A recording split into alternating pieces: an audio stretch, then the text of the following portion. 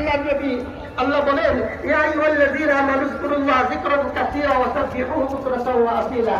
তোমরা সকাল সন্ধ্যা আল্লাহ পাকের তাসবিহাত পাঠ করো, অর্থাৎ জিকির করো। জিকির যেমন রমজান মাসে আমরা জিকির করেছি, কোরআন তেলাওয়াত করেছি, সুবহানাল্লাহ, আলহামদুলিল্লাহ, আল্লাহু আকবার, তাসবিহ পাঠ করেছি, এই ইবাদতগুলি জারি রাখতে হবে।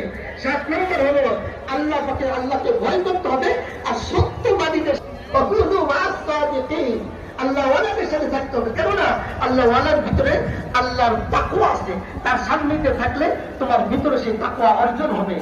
আর 8 নম্বর হলো শাওয়াল মাসের 6টা রোজা রাখতে হবে।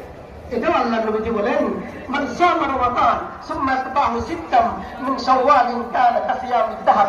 আমরা শাওয়াল মাসের 6টা রোজা রাখবো। এই 6টা রোজা রাখার কারণে আল্লাহ রাব্বুল আলামিন আমাদেরকে সারা বছর রোজা রাখার সওয়াব দান করবেন।